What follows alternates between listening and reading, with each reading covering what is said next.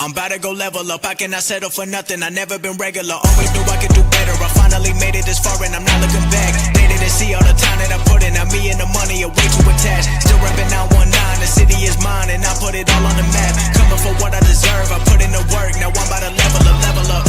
Been on my grind since 2013, now the way that I live, I feel like a king. 24 hours, I'm locked in, I'm feeling like Kobe, getting these rings. They bring six, Smith underneath, and they get it.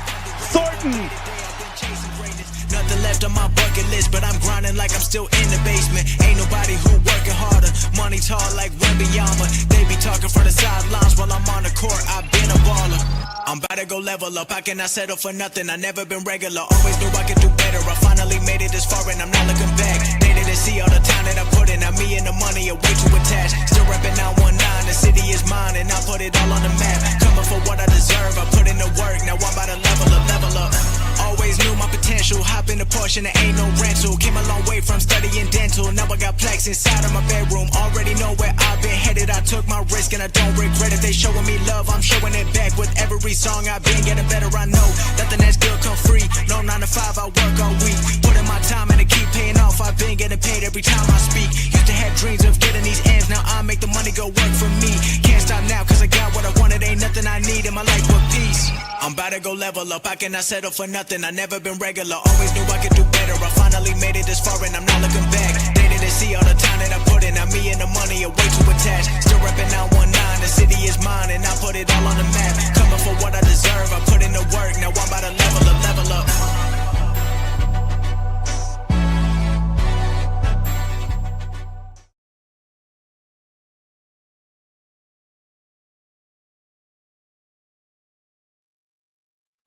Shit, my bad.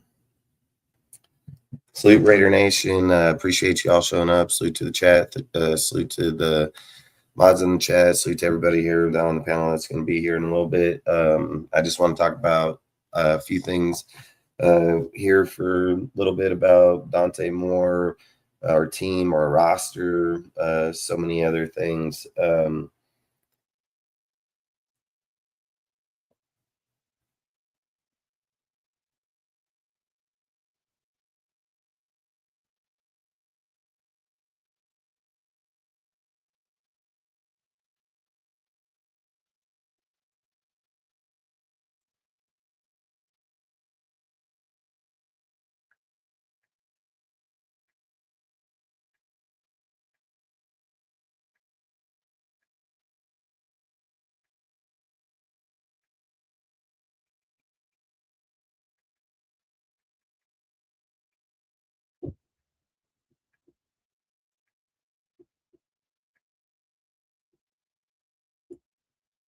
My bad. I had to just answer that. So basically, like I say, I kept trying to tell people for the last month that Dante Moore needed to go back to college, that he wasn't going to be in this draft, and that people keep on saying, oh, he was one of the top prospects in this draft. He's one of the top players in it. He's the next Mahomes, all this shit. Like, all these guys just spew a lot of BS. It's just straight facts. Like, I don't know how often that I listen to some people and them talk about players or talk about their production and seem like that they're going to do good for our team or somebody else. Listen, I keep saying this and I'm going to keep saying this because I know that this is what's going to happen. At the end of the day, when Dante Moore goes off the board, that means there's only one quarterback that's on that board. And that's going to be Fernando Mendoza. I've heard, 20 different times. I'm telling you, they're going to most likely trade this pick, man. I'm telling you right now, they're going to trade this pick. They don't need to go get a quarterback this year. I don't understand why people are so, and look, I get it. When Raiders' needs are that you need a quarterback, they're gonna focus on that because it's the number one overall pick. I get that. I totally get that. This football game is not a feelings game. Fans have emotions. When you run an organization, you don't have emotions, you don't have feelings because you're hiring, firing people all the fucking time. You can build relationships, but I keep telling everybody they just rent that damn jersey. It's just factual truth. The organization pays them, they go out and fucking produce a product for them, and then we fans care for them. That's how the game works. At the end of the day, the organization has to do what's best for the team. If somebody in the front office has a fucking brain, they're going to want to fucking shop that pick. Fernando Mendoza is the only good quarterback in this fucking draft at this point. If Trinidad Chambers comes out, he's going to be another one that's a high deal, but they're going to go fight his court case in Mississippi's, Mississippi, so he can try to go back for his 6th year. And if he ends up going back, then great, hoorah to him. But if he don't go back, he's second quarterback in this fucking draft. I mean, guaranteed. So you're going to go from Fernando, Trinidad, Ty Simpson, Carson Beck. I mean, your fall off just falls off pretty quick. So you can go and get one of these guys, and I'm not going to sit and say that they're not going to be good on your team. I'm not going to sit and say that they won't produce on your team. Absolutely won't say that. What I would say is probably Carson Beck would probably be the best if he sat on there and, got to do his time. I mean, Trinidad Chambers, depending on where he goes, he's going to be a badass. But I keep saying this. I told you guys that Moore was going to go back. His production wasn't good. I know, fuck quarterbacks. I know for a fact. Hit on my quarterbacks all the time. Say it in months in advance. Make posts on my page about it fucking months in advance. Like I've said, I have people that talk to his fucking family when they're at the game. His mom literally said that they were fucking going back. So I had a pretty damn good shot that they were going back. The people said that when they won that JSM game, that he was going to look to declare because how he looked in that game and he was going to ball out. I told everybody it's trash. This team's a AAA fucking team trying to go out here and play for a championship against these guys. It's a fucking joke. He's going to obviously look good in that deal. I kept telling people all the time. I told this all year long about Dante, man. I said, Dante is a fall-off player. If he's on, motherfucker's on. There's no arguing that. Dude's a really good player. He can dot some people up, dude. He's got a good arm. When the dude's off, he just right off the face of the earth. He just falls straight off face of the earth. And you can't have a player like that at our organization. I have told you guys, I don't miss on quarterbacks. If you can go get a video of mine over the last 5 years that I've done content on quarterbacks here, I've hit on every single fucking one I've talked. Every one. Not only have I hit on them, I had dudes that told me, big time content creators, man, that literally told me that Bo Nix and fucking Penix would not go in the first round. They were day 2 motherfuckers and that they were going to fucking go in there. And I told him, you're absolutely full if you believe that they wouldn't make it past the 13th pick by us. I told him that fucking where most of them players and Bo was going to go. I told them that we should jump them fucking donkeys and we should pick fucking Bo. I've said straight up, dude, that we have missed on quarterbacks left and right. I'm telling you, Trinidad Chambers is going to be a better quarterback than Fernando fucking Mendoza. Trinidad Chambers knows how to carry a fucking team. Trinidad Chambers knows how to sit in the fucking backfield and feel fucking pressure coming off his fucking blind side and still get the fuck away from him and still go make big fucking plays. Fernando can't do that shit. He'll fold up in the fucking pocket. He'll fucking run right into the dude and go straight to the fucking ground. Now, you guys watch the tape? You guys watch the fucking tape? Have you watched Fernando that almost every fucking play he throws to is to a fucking sideline throw or a fucking check down right here in this deal or a fucking handoff in the run? You guys pay fucking attention? We don't make fucking those plays in the NFL. You know why Chip Kelly got out of the NFL? Because of that shit right there. When you played football like that, that is not how you're going to fucking play in the NFL. It's just factual truth. Will I sit here and say that, is he accurate? Can he make plays down the field? Does he have, yes, he has great potential. I'm absolutely not going to argue it. Absolutely not going to sit and say that he can't be a good fucking quarterback. But listen, I don't understand why the motherfucking Raiders don't understand. He's in Indiana. when people sit there and say, I hear this all the time, they say, oh, he's not a 5, there's no 5 stars on that team. Look what they're doing. Yeah, because listen, when a fucking player goes to a college, they can be a 0-star fucking recruit.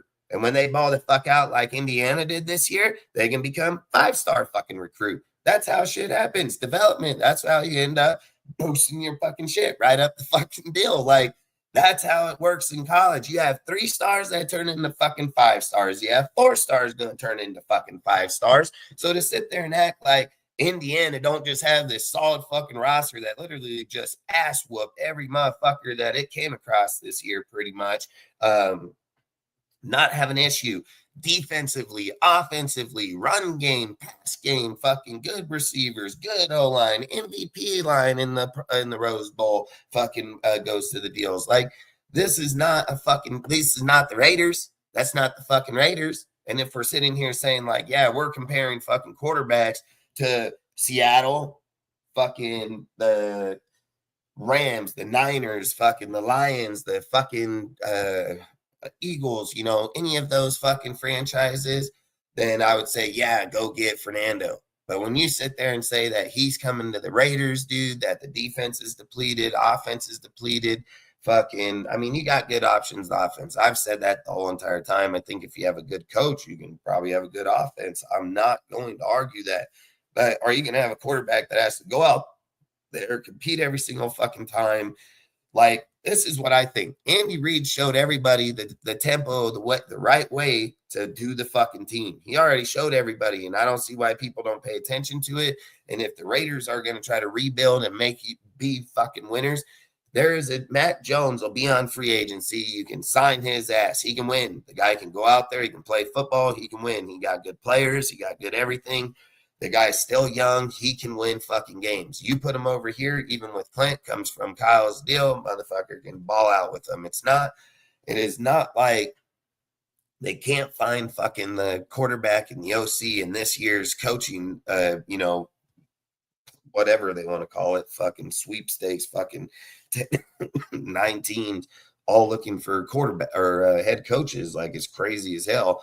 But I know that they just said that John Harbaugh, he's going to go to the Giants as the head coach.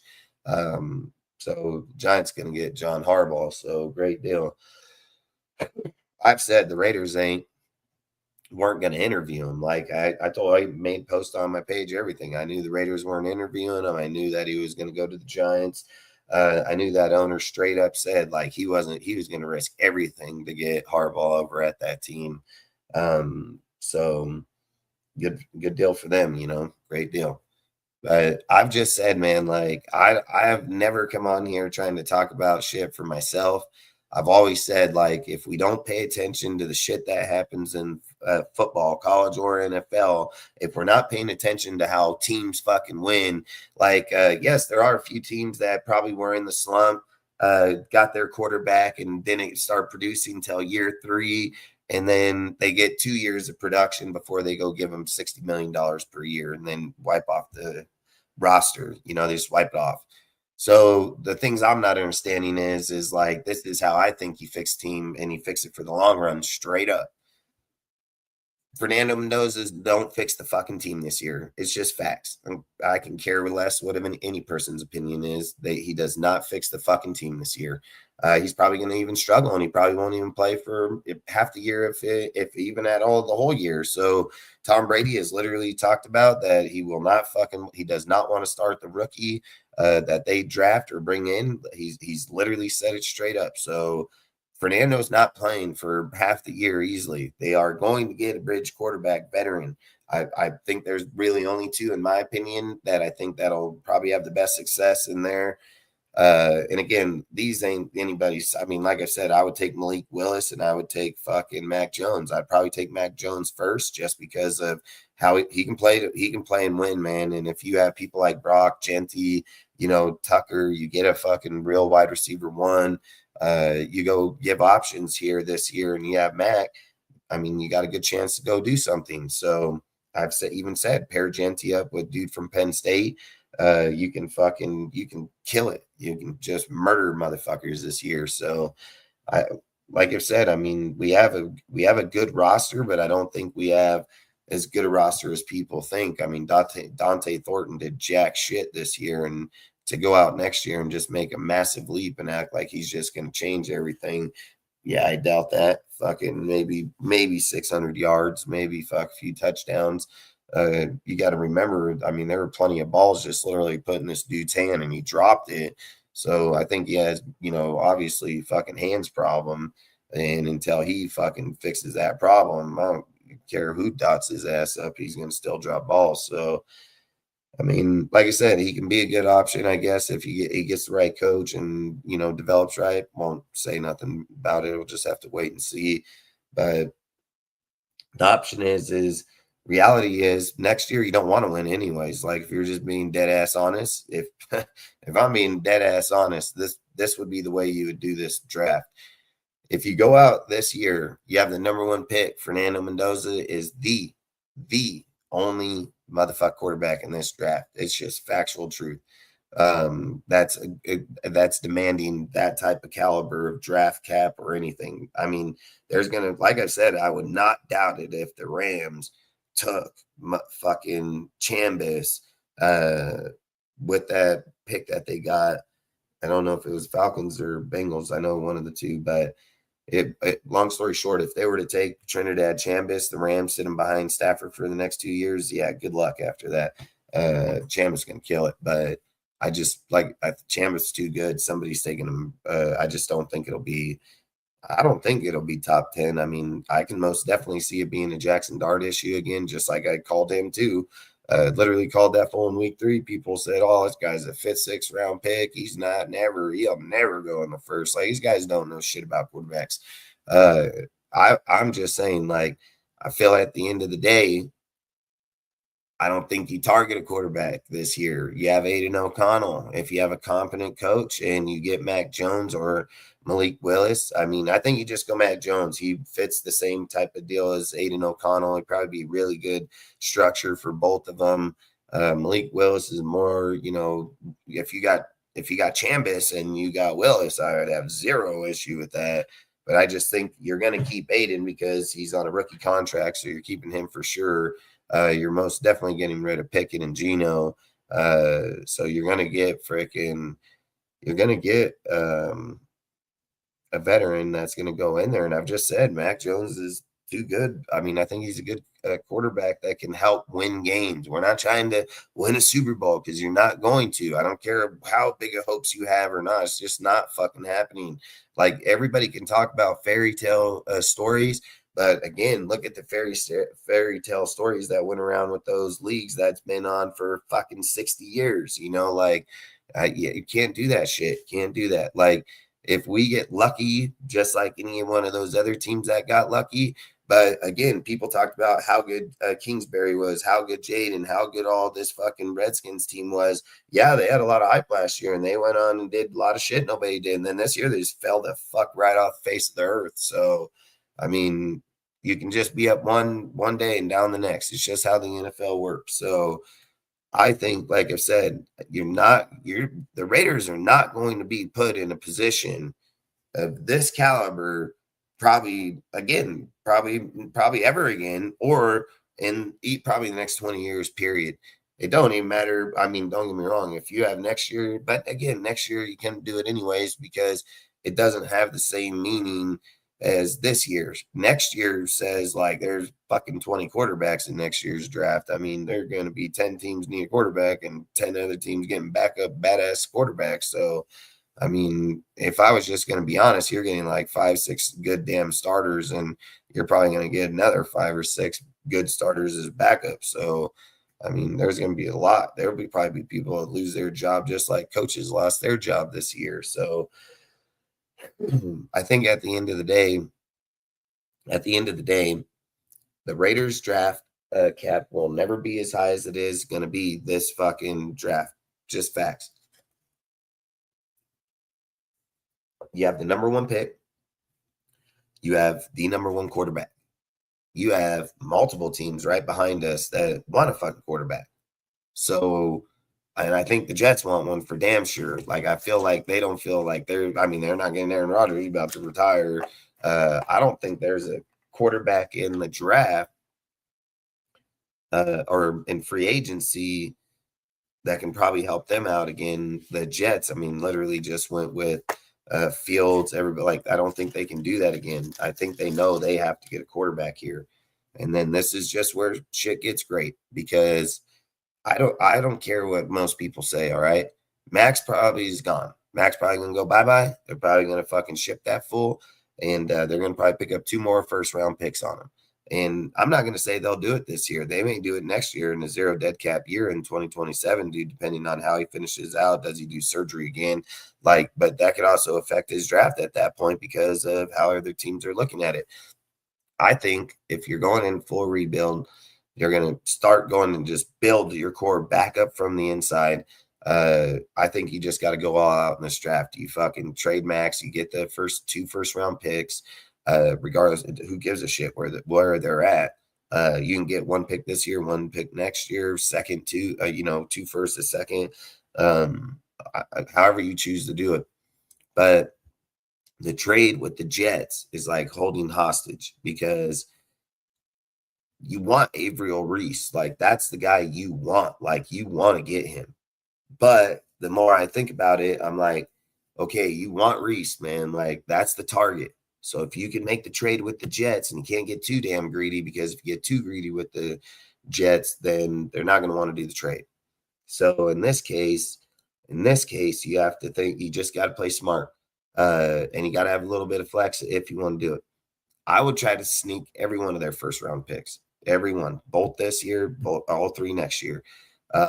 Because the second that Dante Moore says, I'm not going to the NFL no more, the Jets have to say, okay, do you take Fernando that can most definitely change your team? Or are you as confident in Trinidad as I am? And you say, you know what? I'm not going to give up those picks. We'll just draft Trinidad at the 2nd pick, and we're going to take him, which I think maybe they would trade down to make sure they get him. But I'm telling you, people are going to value Trinidad high. I mean, I've said it. If he beat Fernando in that natty game, if that damn pass interference call is called for them holding on that receiver into that end zone, this is a Ole Miss Indiana game. But long story short, it isn't, and it's just how the way it is. But I think Trinidad's going in the first round for sure. Somebody's taking him. He's too good of a player. You just can't do that. People say, oh, he's 6 foot, 6'1". Quit, shut up with that shit, dude. I mean, Kyle Murray is fucking 5'10", and the motherfucker running around back there like Mighty Mouse, dude. Like, I don't care how tall somebody is in the NFL anymore. More times than not, pockets break down, dudes get an open field and throw across or downfield. It happens all the fucking time. So we're not acting like they say Hike can just stand in the fucking pocket, looking right over the fucking players. Little dudes move the fuck out of the pocket. It's just proven damn fact. So I hate when people keep saying about somebody's height, dude. I mean, I get it if we were in 1960s, 70s, I'm not going to argue that, but we're in 2025. Plenty of dudes are athletic as shit. A lot of people prefer to break down the pocket and move outside, so it opens up the field. It's just the game we play now. So I think when you're looking at Chambers, you're going to get somebody's getting them. Like, somebody's getting. It's just facts. And I keep saying, Sean, this is a Sean pick, man. You get this dude. He is just mobile as shit. You put him on that team, he's accurate as shit too. I mean, the dude he's a soldier, man. I don't know why. And I get it. Most people don't even watch football, college football. So when somebody brings up a name and everybody's on the train with them, they parrot the fuck out of the guy. It's just factual truth. When you bring up a dude like Chambers, they just start going what other people say, and they say, oh man, that guy, he's not. Yeah, all right, sure. Think what you want, but he goes to McVay. Just remember who wanted him first, the Raiders. I want him. But at the end of the day, it is what it is. But long story short, I feel like when that happens, the draft cap just shoots up instantly. So, like I said, you got to be smart with the Jets. You got to sit here and say, all right, dude, I want to swap picks with you this year. You go first, we go second. I want your other pick that you got fucking this year, and then I want all 3 picks next year. And you can have Fernando right now, because we are going to wait till next year, and we're going to get our quarterback. When when Andy Reid built the Chiefs, when he went over there, he built the team first. He went out there, he built the team. He went over to fucking Jim Harbaugh. He traded for Alex Smith, dude. Took him over there when everybody said this dude was a wash. Jim and them got him going again, and he was like, "Hey, let's send him over with Andy." And Andy came and got him, and he fucking turned that team 13-3 team, dude. Went out there, kicked shit out of people. And Andy Reid, they had the 27th pick in the first round. Andy Reid traded to the 10th overall pick, and he took Patrick Mahomes. And then he sat Patrick Mahomes for that year, played Alex Smith, and then started him, as the starter. I just can't emphasize that they got 2-3 Super Bowls on his contract when he was a rookie. Okay, he got 2-3 Super Bowls on his contract as a rookie. There, I think Trevor Lawrence, few years down, he's went into the playoffs this year. He goes home. I think he'll be 2 more years rookie contract. They might get lucky and make it to the Super Bowl or not, but you're not using the contract the same way. It's just facts. You don't want to put your quarterback on the field first, run that contract out that has the highest annual fee and hit against your team every year. When that dude's elite, 60 mil now, $60 fucking million per year on elite quarterbacks. So, or 55, 55, fuck 60, either way. If the Raiders are smart, they trade the fucking pick. They pick up, if they can pick up all the picks from the Jets, because they're dumb most of the time. And let's be real, it's not even dumb, dude. I mean, that's what it's really going to fucking take to get that pick regardless. Like, that's what it's going to take. And if the Jets feel like they have a lot of the players now and that Fernando helps them win now, which they have a line, they got good people over there. So I'm not going to sit and say Fernando can help the Jets win right now, so if we get that pick, we trade back to the second, we pick up Averill Reese, and we still have their next fucking first that's right there. We can go receiver, we can go O-line. I don't think you should ever pick O-line in the first round, dude. I mean, I believe in Carmen Pasilla's philosophy, and Carmen Pasilla said we never draft a fucking O-line until at least round 3 or later. Like, you're not going to use your first, second round picks on crucial positional players, dude. Depending on where that second pick is for the Jets, if that's a top 10 pick, man, that's fucking downs. Like, you can pick up fucking downs. You might get lucky. You might go a little earlier, but I'm just saying you can walk out of this draft with those 2 picks where we get fucking. I gotta see where that pick is. I gotta see where that pick is because.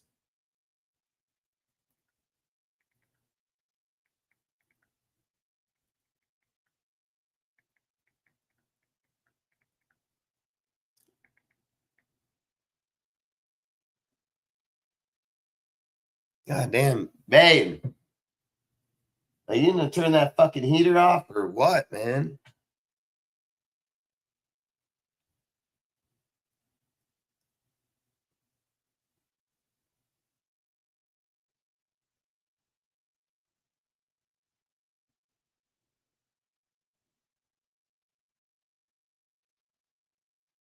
Fuck, it's weird as hell. So just this year,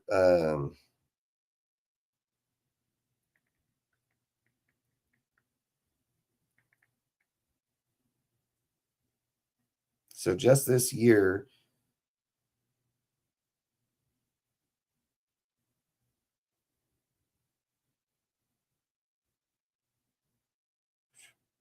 all right, so and just this year with the Jets, they have round 1, number 2, they have round 1, number 16. So you have we would have 2 and 16. That's what we'd have. And I don't know, I'd have to do research on like what's around, who's around the 16th spot that can help here. Is it going to be a fucking receiver? Is it going to be who's it going to be? Like, I mean, I don't know who's up there, man. I'm not even going to lie. I'm not even going to try to say I even fucking know because I don't. But I would just say like this. With the 16th pick, you can probably see corner, linebacker, safety, receiver. I've said it. I ain't taking no line. I don't care. I'm absolutely not. I'm taking a player of need, like massive need. Like the O-line can be fixed fucking easy. You can damn near fix it in free agency. So it's not a big need because I've said it. I don't think the O-line is as incompetent as people think. I believe Brandon Carroll is just an absolute dipshit. And I do not believe that team is that bad on the O-line. I keep saying it. You're maybe getting one dude, maybe two at most. I think the line's going to be just fucking fine, especially whoever the hell we got to see the coach is. We'll see. I don't even know if there's a coach. I mean, we'll have to see who the coach. I'm not going to even say that. So we'll just see who the coach is. And then, but long story short, the Jets have the number 2, number 16, and they have the 33, 44. So they have 2 second round picks, a 4th round pick, a 6th, 7th. Next year, though, they have 3 first, 2nd, 3rd, 4th, 5th, 6th. So I'm telling you guys, man, I feel like we can most definitely pull this off where they're more quarterback hungry. They can probably fill their needs with their draft picks this year, and they have 2nd round on next year, where in this year's draft, we're just asking for their 2 and 16. They still have double seconds, a 4th, a 6th, a 7, and just to make the deal happy, just so they're happy, I would just give them one of our 4th round picks and swap, because we have 3 of the fucking things. So I would just give them a 4th round pick and swap, and then tell them, like, at least you're having 2 seconds and 2 fourths, 2 seconds, 2 fourths, and then you're still being able to get some players this year. So I would most definitely probably go that route. And then, like I've said, I would go with Averill Reese, because he should. I mean, he's number 1 pick. He could easily be the number 1 pick, but it's just quarterback needed is why Fernando go first. And, but long story short, you make that trade and then you go out and we start putting a position of need. So let's go see what the Raiders got draft-wise.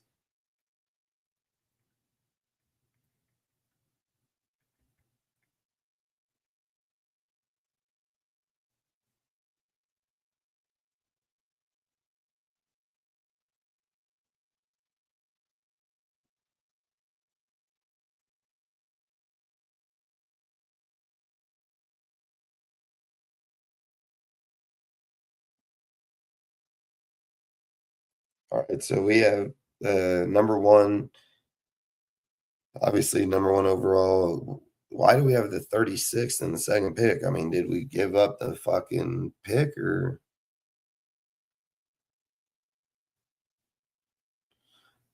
So they swapped that shit because they swapped the 2nd round pick because they were tied with other dudes with the same record. That's fucking stupid. So instead of us getting the 33rd pick, we get the 36th pick because the other fucking team has the same record. That's weird as fuck. Man, this woman, I'm gonna have to go turn this heater off. This motherfucker got the heater on.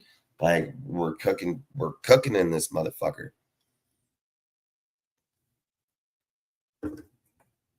I mean, absolutely fucking cooking. I gotta go turn this shit off. Hold on.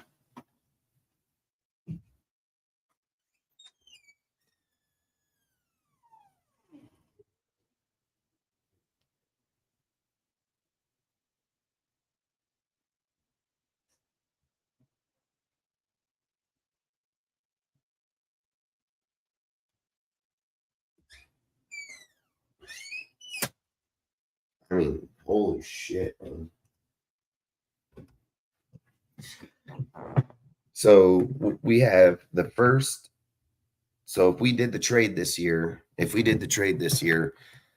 we would have the 2nd and 16 in the first round. We'd have the 36th in the 2nd, the 67th in the 3rd. Then in the 4th, we would have 102, 117, 134. In round 5, we have 174. That's a compensatory pick. Round 6, we have 182, 185. So those are right back to back. I mean, I don't know how he always does that. He did that last year too. And then the 219 for round 7. Compensatory pick in the 4th round too. That's why we ended up with 3.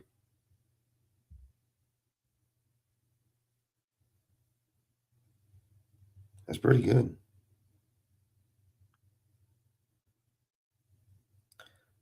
So listen, like I said, you fucking trade Fernando. You take the Jets for 2 firsts this year. We swap our first with them. Give them one of those 4th rounds. Give them a 4th round. I can care less. Just let them add like they're getting value back. Then we take all 3 of their 1st round picks next year. We got fucking we got 10 damn draft picks, even giving them the 4th because we pick up the 16. So we still have 10 draft picks, 2 very valuable picks in this 1st round. I'm going to tell you guys this. I've heard shit that said that the Raiders have multiple grades on motherfucking players in the 1st round over Fernando. I've heard that shit straight up. And I'm telling you, man, if there's a possible way that they're going to trade that pick, I strongly believe they're going to do it. I strongly believe it because I've said it. You can go into this draft with 10 picks, dude, that are pretty damn high. I mean, you're not, dude, listen. The Raiders last year hit on multiple fucking picks. So, I mean, you look at Genty, you look at Besh, you look at Porter, you look at Hemingway, you look at Pegas, you look at frickin', I mean, Lindenberg showed flash at the end of the year. Like the Spytek and them hit on their draft for damn sure. They got good valued players in some of these fucking dudes here. If Thornton pans out, great, another great player, but I'm not going to say he is or not yet because he ain't really doing shit. I love you too, bro. What are you doing here? Yeah, we're talking Raiders. That was it? Yeah, Raiders. What? Let me see. Hey, get that cat out of here. Come on, man. Say goodnight. Oh, you're bad, Nana. Yeah, I know. And I don't know why you just let the fucking thing. I'm trying to get the kid. Nana, oh. Because I'm trying to go to bed. Yeah, I told you, I told me. Oh, yeah, I know. Sonic rings, is what we said? Yeah, told me. Well, let's go dream about it, okay? Look, you wouldn't get this fucking cat here. Absolutely. You ain't fucking coming in here. That's just fucking cat. All it does is just claw at the damn chair the whole entire time. Horrible. So listen, they trade the pick. They're going to pick up multiple players in this next draft. You're going to get 2 first-round dudes, very high quality. If people don't know who Averill Reese is, you probably should go look him up because the guy is a fucking machine. He plays all over that damn field right there. And listen, at the 16th pick, I don't know if Bain would fall to the 16th pick. I mean, that's a pretty far jump. I don't know if he would go that far, but there's always the possibility. So I'm not going to lie. And what if you say your 2 picks in the 1st round is picking up Arvell Reese, and then you're picking up Bain too. I mean, adios, Max. Like, and then you got 2 more 1st round picks there. So depending, are you getting a 1st round pick this year or those picks going to be next year? You know, like, I mean, damn, you might have 3 1st round picks in this year's draft. So, and then depending on where that pick is, that can be top 10, top 5, who knows? So at the end of the day, I'm telling you, when you have a front office and coaching staff, or not coaching staff, but front office like we do with the scouting group that they do, and they literally just showed you that they fucking hit on some players, just last year, and it was clear as day fault on Pete Carroll, not to put him out there and develop them. That's Pete's problem. That ain't their problem. They showed when those players were on the field, you had frickin' Grant and Caleb Rogers both show they were good too. I mean, we're talking about damn near all their picks pretty much hit on there. We just know Dante Thornton needs more practice, dude. He needs to get better hands. Probably the only bad player I would actually say is Thornton. Like, thinking about it, I think everybody else did pretty damn good productive. So I would just say Thornton probably had to be the bad pick in this draft. But so if that's the case, everybody else hit, he didn't. You're going in with 3 first-round picks possibly. I mean, holy shit, dude, we're going to come out of here with superstar-ass team. I mean, that's how you fix your team. Putting 3 starting players on rookie contracts for the next 5 fucking years. That's how you build a fucking team. And then when you go into next year's draft, you're going to have fucking the 3 from the Jets, ours, and whatever other one we got for Max. So that's 5 fucking first-round picks again. And then let's just say worst case scenario is you lose your ass next year. And you get a quarterback for free because you're going to be in the top again. Or we do good next year with Mac Jones, and then we got to use 3 or 4 of those first-round picks to get up there and get Archie or CJ or fucking Sam Levitt or whoever else decides to shine in next year's, in quarterback battle. If you go look at next year's college quarterback battle, it is going to be a fucking slaughtering out there when it comes to quarterbacks coming out of college next year. There's going to, I mean, again, if let's say Trinidad wins his court case and he gets to go back, I mean, another fucking superstar coming out next year in next year's draft. I mean, you got a lot of dudes coming out next year. And if we're not paying attention to that and we keep being so blind to a player that played great on a fucking number 1 team of all of college, I don't understand why, Raider fans, evaluators, or you got to remember, man, when you're watching ESPN and shit, they get paid to fucking talk about that player. They're not going to sit there and say, oh, Fernando ain't going to get picked by the Raider. He's going to be trash. They don't get paid to do that. They get paid to hype up that pick, dude. Like, you got to do the evaluation on Fernando. He has all the traits. I'm absolutely not going to say if Tom Brady got to use him and, mentor him and the way that he believes and the structure of person Fernando is. I mean, I'm absolutely not going to say that, but we're talking about 1 pick for Fernando and nothing else. Or we can have the possibility of 5 first-round picks next year between ours, Max, and his picks. And we can have fucking 3 first-round picks between ours, and fucking Max again. Like, I don't know. I mean, 8 first-round picks in 2 years, and we're fucking not going to get better. That I don't know where the fuck the math is broken on that one at. You're going to get the picks. And if the Jets don't want it and we don't get that second fucking pick, they're not picking Avriel Reese. They're not going to pick Avriel Reese. And I don't know if a team will be willing to trade up to get him at that point. It's the quarterback position, which we have, that they want. So if you're looking behind them and they're at the Cardinals and they're like, hey, man, we don't fucking want Kyler no more. We're going to move off. We need that fucking quarterback. Well, guess who next team fucking hops back up in there? So then you don't want that to happen with the Jets, because now Jets out a quarterback and now they're going to have to go pick a fucking guy at 2 that they didn't even want to pick because now they have to pick it, or they trade out of that pick. But I mean, Avriel Reese would be the only option there, and I don't know if they would take Avriel Reese. I mean, I would have to look at their roster. I mean, I don't know who wouldn't take Avriel Reese, so I'm just being fucking honest. So maybe the Jets take him and then worry about quarterback later. But I mean, if you get him and then you get Carson Beck somehow, I mean, hell, I think he did just fine. I mean, I think Carson Beck's going to be okay quarterback in the NFL. I mean, I had him pegged as the number 1 quarterback in this year's deal. It was just like he just fell off too much in the beginning of the year. And then did he come back in the, towards the, like mid to end year? Yeah, I absolutely won't argue it.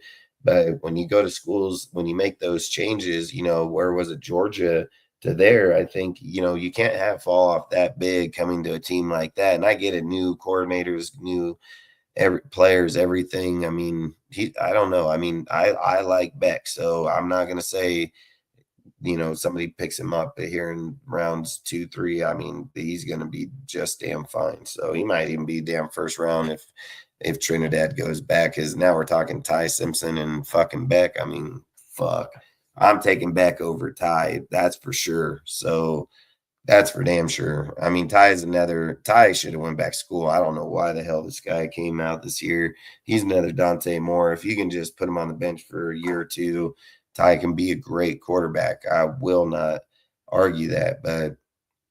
And just because you can put him on a bench for a year or two doesn't mean he's going to produce or anything, because you need someone to build him up. So you got to make sure wherever he gets taken, he's on a team that like fucking Green Bay that will develop that backup quarterback. So I just hope like you don't end up in the fucking Browns and then don't ever do shit with the guy. Nobody will fucking do nothing with them. But I'm telling you guys right now, man, there's thought. I promise you, the organization doing the same fucking math I'm telling you guys. And they're going to think about that shit hardcore. They're going to think about it hardcore, dude, because you'd be an absolute fool not to do it. You'd be an absolute fool. You can't have your feelings in this game, man. It's not a feelings game, dude. If I'm just being honest with you, fans have feelings. Fucking GM, scouters, people of them don't have those feelings, dude. You can't have emotion when you need to fix something that's been broken for so fucking long. Can't do that, man. You gotta think every logical thing. What's going to make us good now? What's going to make us good later? We draft these guys this year. We end up with this draft capital next year. If we don't get it from the Jets, we're going to get it from Arizona, or we're not trading the pick and we take Fernando. That's how it works. That's how it works. They don't hold the number 1 overall pick. We hold the number 1 overall pick.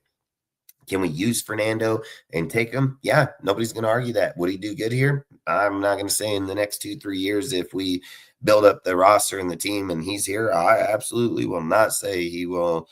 I would actually hope he would succeed, obviously. And I have zero issue with Fernando. I like him a lot. I've spoke on him numerous times. I've just said I don't think he fits the Raiders. I mean, we're not a pocket holding team, dude. We're not the Rich Gannon type team. Even Rich Gannon ran, which he can run. I'm not going to argue that, but he does not feel pressure, dude. Like he does not see it the same way Chambers does. Chambers will fucking Barry Sanders these dudes out in the backfield. Like, guy's just phenomenal player. And don't get me wrong, Chambers will get ran down in the NFL like that on some plays too. It's just the way his mind is way ahead of Fernando in that category, and it ain't even close. Like, his mind is disgusting, dude, and it's crazy how well he can feel the sense, because I've watched this dude stand in the pocket till last minute and just 360 a bitch and take the fuck off. I mean, Chambers is smart as shit, dude, and anybody that don't know that should watch tape on the guy and evaluate him fairly, because there should not be one person talking bad on that dude. He is a fucking elite dude. Don't forget, he came from a D2 goddamn school championship and then just straight went to the SEC and Ole Miss, one of the hardest divisions of all college, and just whopped the shit out of these dudes. He spotted these dudes 3 fucking games, 2 full games. He came in on the 3rd game. The other quarterback got hurt, and he fucking went out there and kicked the shit out of everybody. Still was a fucking Heisman candidate. Spotting everybody 2 fucking games, still put up fucking 21 passing touchdowns, 8 rushing touchdowns, I think 3,600 total yards. He had the fucking 5th best QBR in all of football, and this fool spotted these dudes 2 games. Like, you would be an absolute fool not to be paying attention to that kid. But long story short, that's not our goal right now, okay? Like, if I'm actually being honest with you guys, I would actually say, don't take quarterback in this draft. Don't, man. Just go and listen. You can go do another Cam Miller. Like, I absolutely would not say don't do a Cam Miller, because last year you had Aiden get hurt, so you're gonna have to have a 3rd quarterback just in case. But I think Aiden, with a good staff this year, and Mac Jones, those are your 1-2. Just plain and simple, 1 fucking 2. And I mean, I'm not against playing Aiden for a whole year just to figure out who the fuck Aiden is. And listen, I'm telling you guys why, okay? You got to get the fuck out of the mindset that we're just going to go to the playoffs every year when we get a new coach, new staff. You got to get the fuck out of that mindset. It's just not going to happen, dude. Reality says it takes 3 years to see progress in good fucking organizations and teams. Do some teams get lucky? Yeah, but not every team gets lucky. It's not how it works, man. So logic says 3 years. You have a 5-year fucking contract, and probably logic would be 3 years with a 3-year contract with a 2-year extension at the progression of the 3rd year, because you want to make sure that when they're drafting, developing, so on. It was a question I asked last night. Literally told people, like, where do you see success at? Is it with wins? Is it culture? Or is it development, dude? Like, where do you guys see success at? Because if we're just sitting here saying success is only wins, you're crazy as fuck. We're never going to go nowhere. That's not how it's going to work, dude. Like, you have to build the foundation first. That's how you build success, dude. That's how you get your wins. That's how you get your development and so on. If you take these draft picks this year, trade this out, get the picks like I just talked about, God dang, dude, this team will be miles ahead, dude. We have the potential of having upwards of 8 first-round picks in 2 fucking years on this team. 8 first-rounders. That means you're moving all over the fucking board in that first round, picking up 8 dudes. You're going to be able, and let's just say you're picking up 6, 7. That's fucking crazy. You know, like, that's production. And those are key people. And let's be real, no matter if they're picked at the first pick or first round, there is most definitely the potential that some of them will not be good, no matter who's drafting them. We all know that shit. It's just the way the NFL works. Not every pick is guaranteed, and it won't be guaranteed. So if you're getting, let's just say, 6 picks and you're hitting on 3 or 4, great foundation for the team for years to come.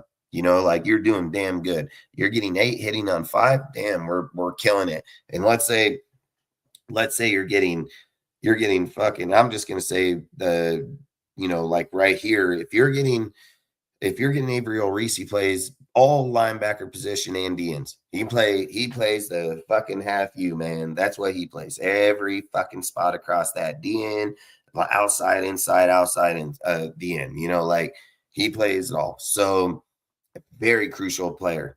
Max, I don't care what anybody says. He has 7 surgeries, massive surgery this offseason. When he said it was a meniscus tear, he's in a fucking big leg brace. He's going to, don't get me wrong. Max is a great athlete. He's going to condition. He's going to train. He will be on that field. He will be hurt again. Mark it. Don't give a fuck what anybody says. Every 4 years, 7 surgeries, dude. The injuries are fucking every deal. So, I'd love to see Max here for the year. And then if, however they choose in 2027 with the 0 dead cap, you can trade them at that point. You'll have a year with Averill, you'll have a year with Max together.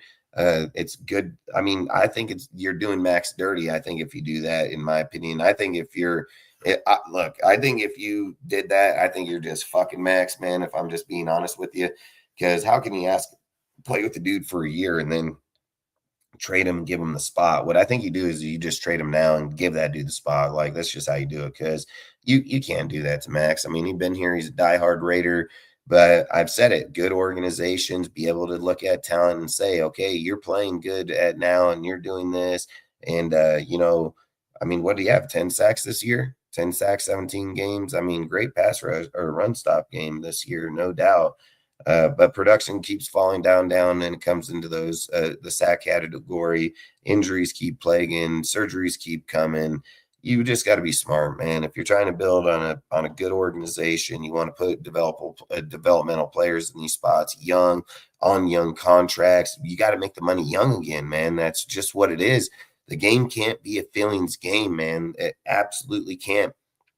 You look at it like this: you're gonna cry tomorrow, but the following day, when you see the next guy in there like Reese, you're going to fucking go just on with him, just like you did with Khalil Mack to motherfucking Mad Max. It's just facts, dude. Like, you're going to move to the next guy. So it's okay to be hurt. It's all right. Nobody's going to make fun of it. Nobody's going to, feel it's okay.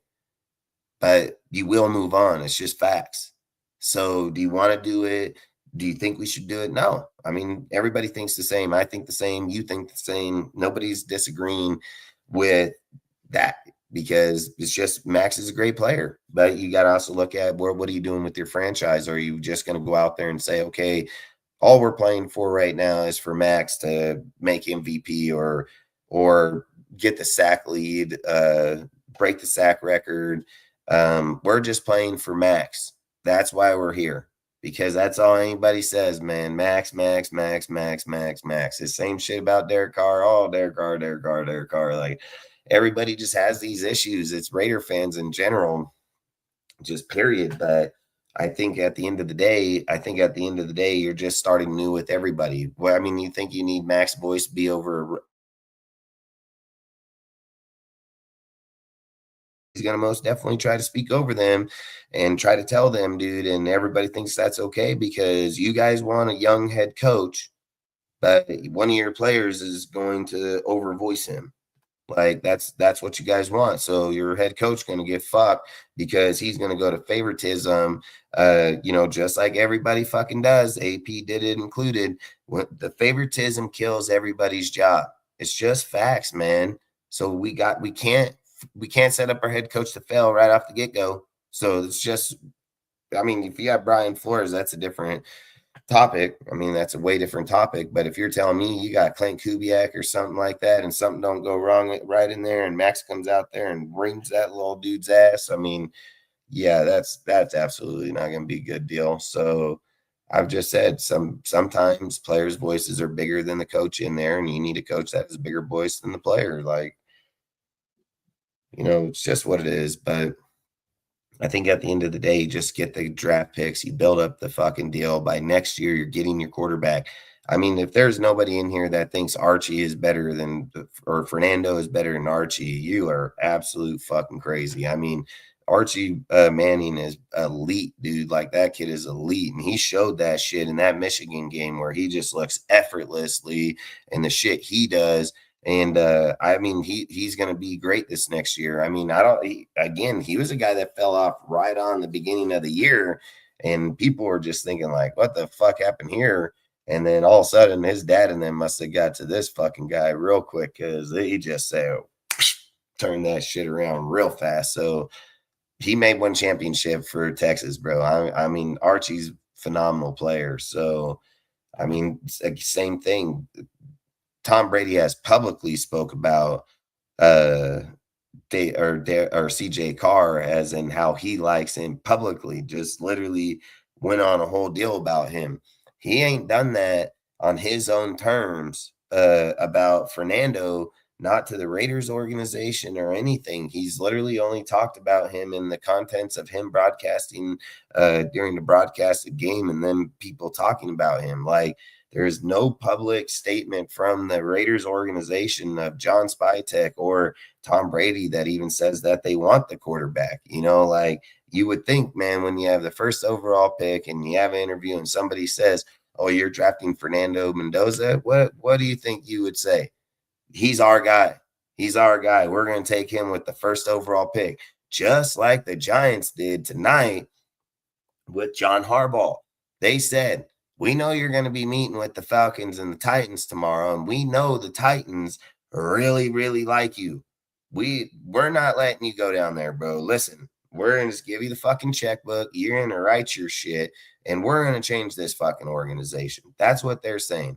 And that's where the Raiders need to be. Quarterback ain't going to fix the deal this year. I can care less about feelings. Feelings is pointless in a man's game, dude. Like, you're out there with feelings, you probably should go on the fucking swim team with the women or something. But I mean, go play women's golf. I mean, you can't sit here and have feelings in these situations. In these situations, man, this is where big dogs come to play, and that's why they make their money, and that's why they have the success that they have, because they believe in their developmental talent, and they'll take those risks 100%. I mean, people keep saying that, oh, that the Seahawks, they were crazy to get rid of Russell. Yeah, that guy's been a dink ever since he's left there. That dude was smart as fuck. Just he gashed them motherfucking Broncos, even made him eat like fuck $150 million. And they didn't care. Broncos cut that shit and are damn near Super Bowl contenders right now. They didn't give a shit, dude. Like, so you just got to see it before, you just got to see it before it happens. And I believe that this is that move. This is that move, man. You got to see it. You got to see it before it happens. You got to see that there's a lot of value here with players in this year's draft in that first round. There's a lot, and it can help this team right away. I mean, talking about corner, you're talking about receiver, you're talking about linebacker, you're talking about edge. I mean, you got two good blocks right here, right now. So, and then you still got your fucking second, third, fourth, like you still got damn good picks. So I think you have to see it right now, man. And then next year you're going to be stacked again. So you can't lose in this, man. If you suck next year, you get a quarterback for nothing and you have 5 fucking picks in the first round. If you do good, you use some of them fucking first and you trade back up there, get your quarterback and still have a first round. So you might have 2 first rounds and you got your quarterback and 1 other pick. Like that's good. That's good business. That's great fucking business. So, and if we're not seeing that shit, I mean, we're going to always lose. We're going to always lose, man. And if we're gambling on the organization and them building and creating and being able to change it, then we should allow them to be able to show us that they can build the defense, they can build the offense, and they can win with a quarterback that isn't fucking one of them guys. Because I don't care if you draft Archie. I don't care. See, they're all waiting out a year, man. I mean, Tom has literally said that he does not want to have his quarterback playing year 1 and then just getting murdered. He said the best thing of his career was being able to wait a year, see how the game goes, seeing it from that level. And then he said, once they put me on the field, I was never going to let them take me back off, and they never did. So, I mean, until they didn't want him. But long story short, we got to seize that moment at the moment, man. And I've always said it, if we're not paying attention and we're not on there, that's why we're always last place right now. Like I strongly believe that if Al was still here, he would probably he would make this move. It's just a no-brainer move, man. It's going to be a 2-3 year move, no matter what we do, no matter what coach we get. You're looking at 2 to 3 years right away. So why not just do it smart? Why not just build the core of the team this year, go get your quarterback next year, put him on a rookie contract for 5 years behind a good fucking team? I mean, dude, imagine the receiver you can fucking have next year, depending on what fucking pick we got. I mean, shit, we can end up with our quarterback, and then how many good quarterbacks are in that draft? We can see fucking Jeremiah Smith fucking fall. I mean, fuck, maybe 5, 6, fucking trade up or have me. We don't even know. We don't know where the other guys are going to end up next year. But I mean, shit, you got Dallas, the Colts, and the Jets. So I think you got Dallas, Colts, Jets picks from them. So if we made that, so the Jets odds are they're going to suck. So we may have a top 5 pick anyway. So I mean, we can end up walking out with our quarterback and Jeremiah Smith next year.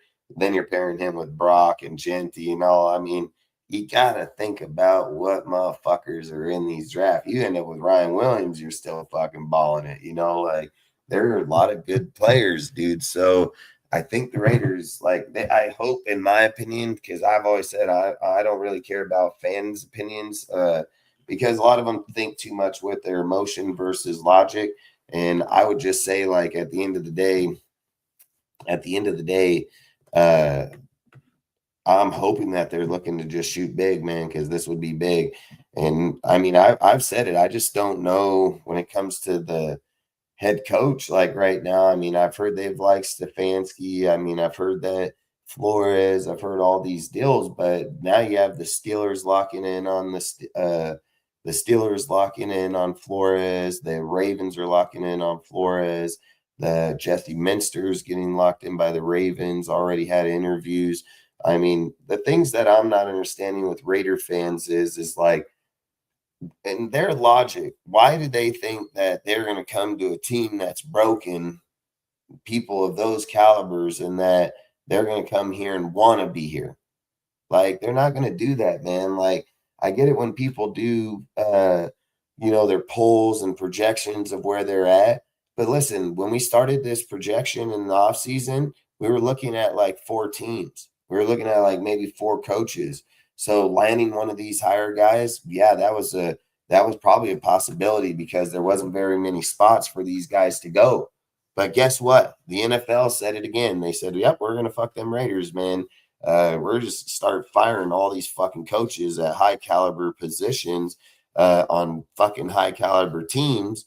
And guess where all these high caliber coaches are going to go? All to those fucking teams. You think there's a guy standing there at home at night, and he's sitting there saying, you know, honey, I think I should go to them Raiders over them Ravens. I think I'd probably be a great idea. You know, that 100 mil, 10 draft picks. Yeah, bullshit. Fuck, look at that Ravens defense, dude. Fucking look at fucking the offense. They got a lot of skilled players over there. Like, nah, hell no. I'm going where I'm winning tomorrow. Like, I'm gonna win the fucking tomorrow. Like, not in 3 fucking years. I'm winning 2 fucking tomorrow, like, and then you're looking at people like McCarthy, you're looking at Harbaugh, you're looking at freaking, I mean, I've said it. I think Saleh, fucking McDaniels. I mean, I think there's just too many damn good options out there that'll you just pass up on a head coach. I mean, listen, I'll be honest with you. I'm telling you, Shula can end up at the Steelers, man. I'm just going to keep saying it. Shula can most definitely be a Steelers candidate. And I mean, you can hear right here. I know he can be their candidate for goddamn sure over Minster and all of them. So do not be surprised if the Steelers' next head coach is Shula, because there's literally been multiple organizations that said about Shula and said about Davis Webb. They said, we will take him even if we fucking lose, because we know they're up and coming stars and we should be back up winning by at least next year or the following. We are willing to take that coach, have a bad year, and hope that we're going to be uprising in the year 2 and 3.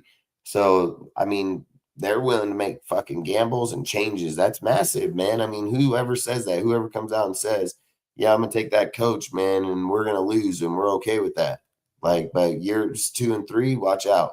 This kid's going to fucking finally get it, and we got him for 20. So I've just said, like, you got to be we're going to have to hustle for goddamn sure. Because once you lose people like Stefanski and all of those guys, then who you really hiring? You already got rid of Pete, dude. You gave permission to the coaching staffs to seek employment elsewhere. Like, you are going to be in some deep shit.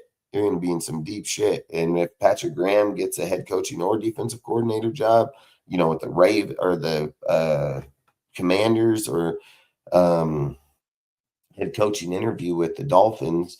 So, like I said, he can end up anywhere, Patrick. There are a lot of people that value him, and I think he's going to find somewhere to make a change for sure. So, you most definitely probably won't even have a head coach at that point or a defensive coordinator at that point.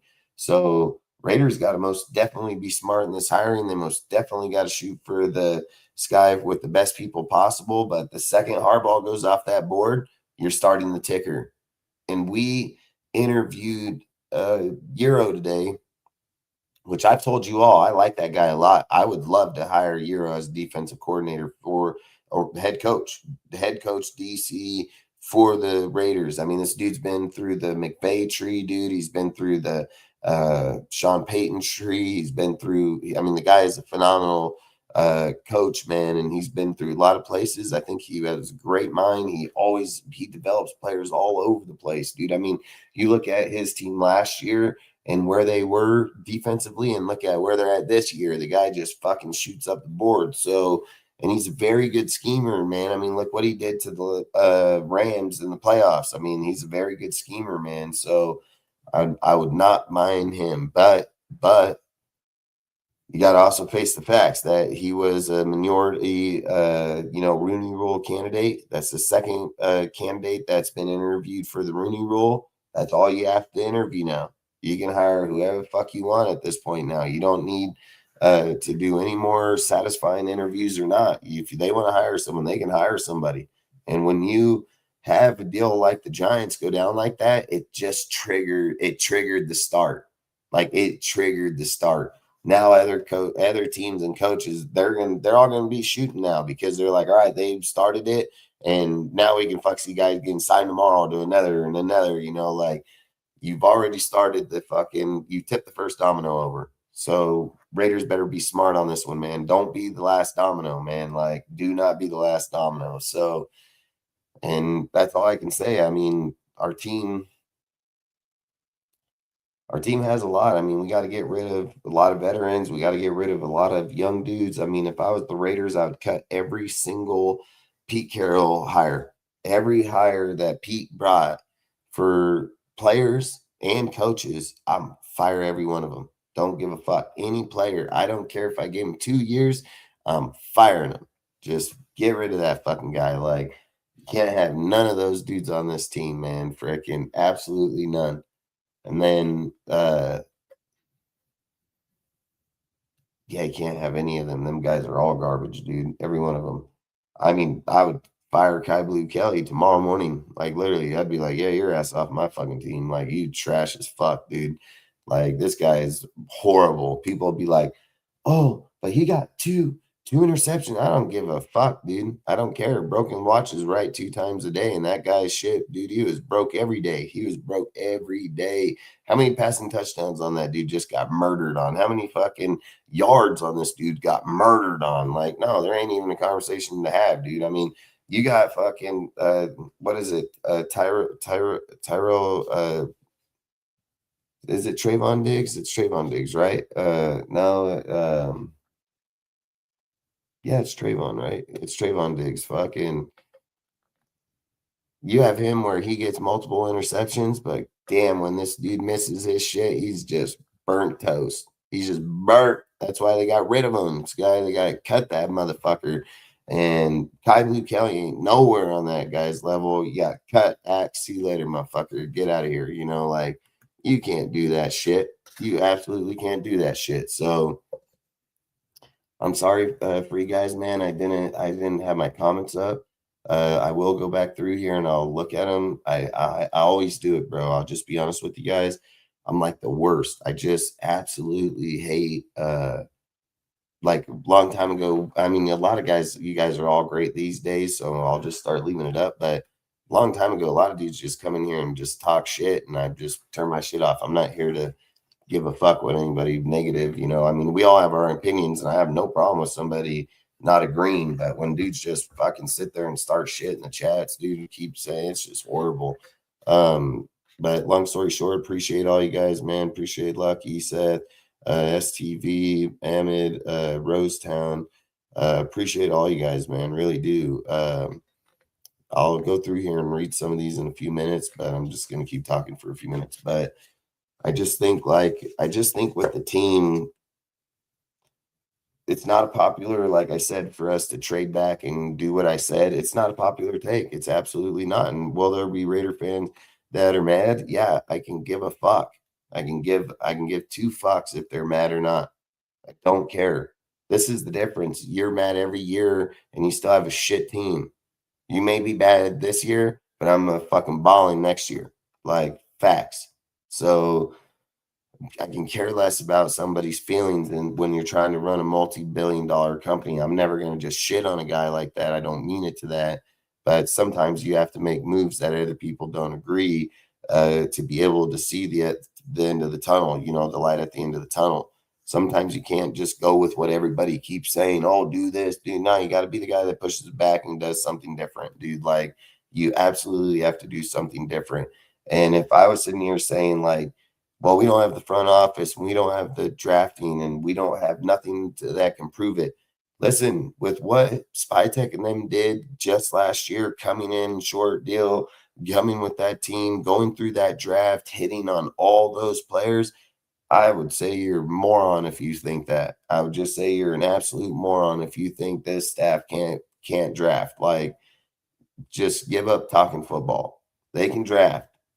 So if you're ever going to trust anybody at any point in this Raiders career when it comes to drafting, and everybody said, oh, Gruden was so bad in first, just let them draft. Let them draft, and then let's see where we're at. People maybe don't want it, but when motherfuckers start seeing, oh, this name, Downs, fuck, we got Reese and we got Downs. I mean, fuck, all of a sudden you're not worrying about Fernando no more. Like all of a sudden you're like, yeah, that's a fucking damn good fucking first round right there. Like I'm telling you, that's how you fix the organization. You're not just fixing and pleasing one individual. You are fixing the foundation of the organization. That's what you're doing. Picking badass DN, badass safety. Like I just feel, or you're doing a wide receiver. You don't need the quarterback this year. Just get Mac Jones or Malik Willis, dude. I mean, you go get Malik Willis, pay him 15, 25 million, and he ends up producing over the next few years. He's only damn 26 years old. So, I mean, you're getting him for multiple years. If he fails, good. You didn't pay him shit anyway, so who really gives a fuck if he fails? Mac Jones probably gives you the most realistic way to win if that's what the Raiders, all the fans are worried about right now is, oh, we should go win. I get it. I want to win every game, man. But once you get to a certain point that the team is so fucking broken, I'm like, we're broken. We've been broke. Let's just stay broken. Let's just fix the bitch for once. Let's just do it right for one time. And if we can't do it this way and it doesn't work, we're broke. We're never going to win. We're just absolutely never going to win. We're just cursed, dude. Who gives fucking system? Who cares what you do? But logic's logic, man. Logic don't have feelings. It just has facts, in these deals, it's facts that we're not a quarterback away from fixing the team. It's more, like I've said, it's just fan talk, dude. It's fan talk that, oh, we got the first pick. Look at what this guy's doing in college. And let's just be real. He's beating up on teams that suck anyways, dude. Like, I mean, Oregon just straight fell off the face of the earth. If Oregon came in like the first game they played a 20-30, I think it was 20-30 win, for Indiana, if Oregon came back with that same attitude and then fought against Indiana like that, I'd be like, that's what you want. And that's when you're like, good coaching, good game. No, you know what happened was Oregon, as much as I love Dan Lanning and as much as he schemes and everything, fucking Signetti, dude, he just said, we're taking your shit, bro. Like, we're taking it and we're just going to humiliate you. That's what he said, like literally.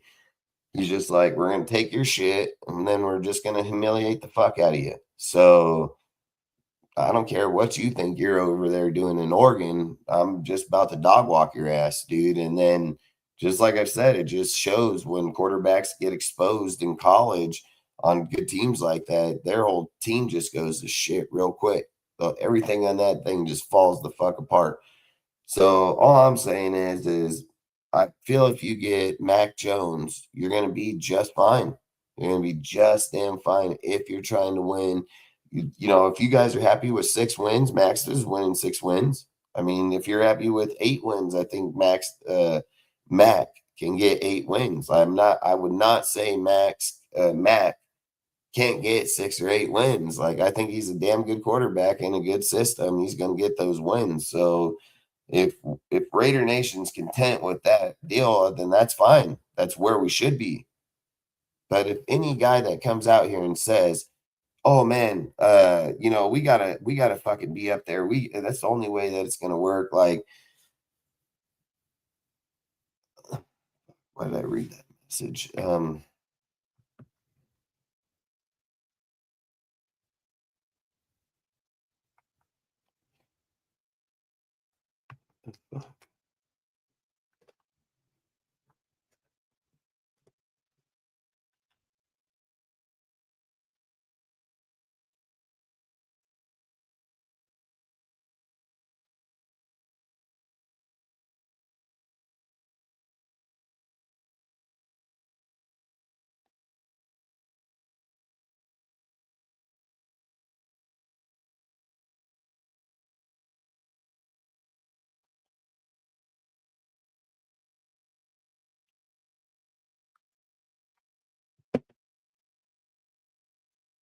But you know what I was saying is like the competition in there is clearly favored in Signetti by a mile.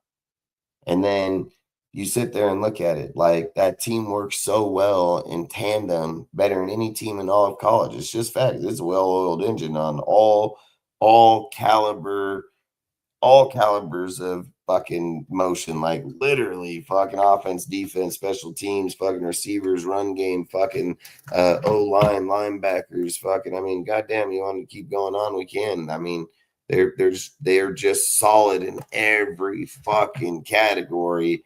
And we're talking about our future with one guy on that team when we fucking can't even figure out how to run the fucking ball.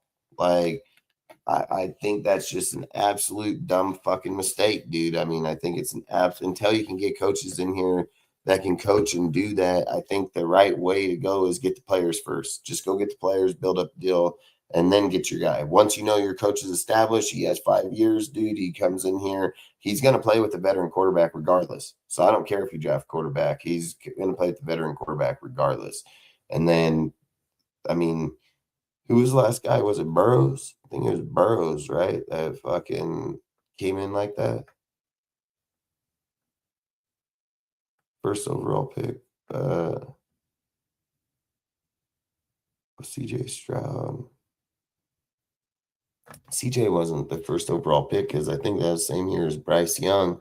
So Bryce Young came in like that, and then, but he still came out of the game, a year or two later, fucking going back and forth because they felt like he wasn't developing. So, and I think that's bad. I think that's most definitely bad. Now, is he doing good right now? Yeah, I ain't gonna argue it. I mean, had a good year. Fucking, I felt like he played really good this year. But long story short, he didn't come out and play good. So it don't matter if he was picked in the first round. Caleb, he was the first pick overall, I think, and he fucking sucked too for the first year. I think it was Joe.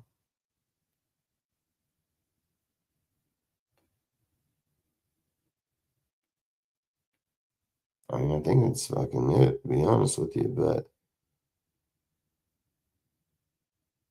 I'm just saying in recent era too. I'm not trying to go back to fucking 1990. That has absolutely no meaning to this conversation, but either way, fucking.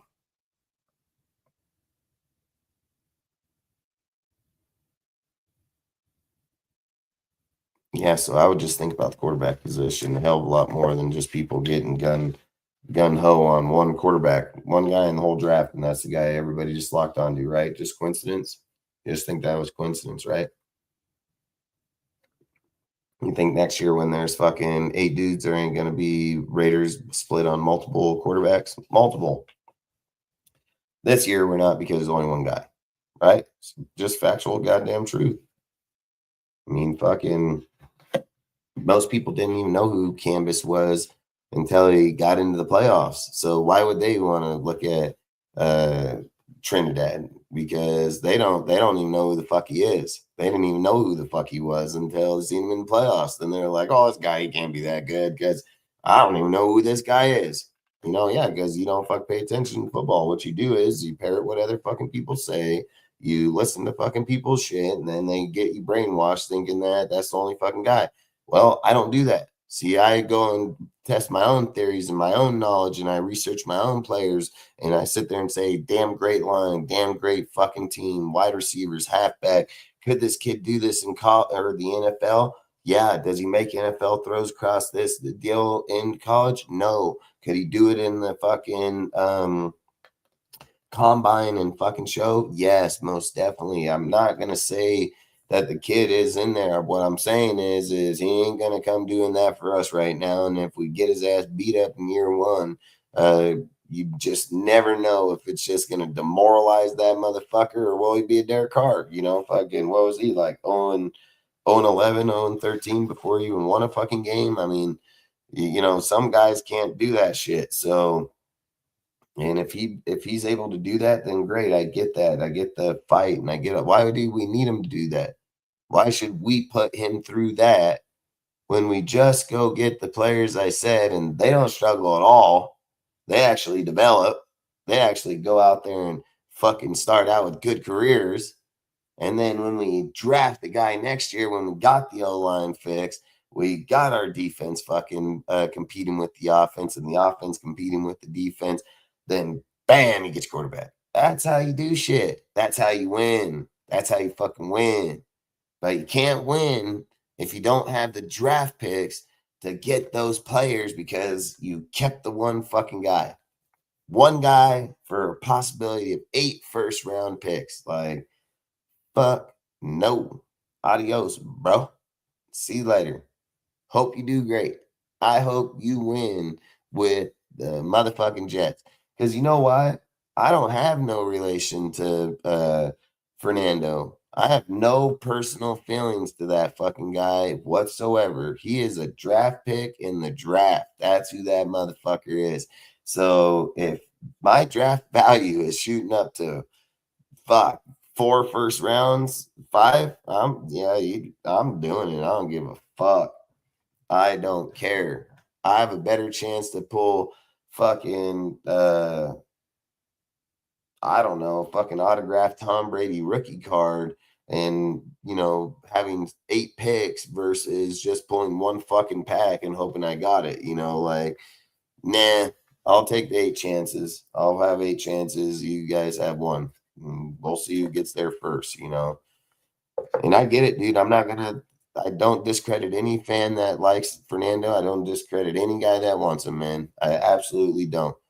But all I would say is I put my strategy versus that strategy, and I bet you I'm going to win first. I bet you I'm going to win games first. I promise you I'm going to, man. Like, I promise. I promise.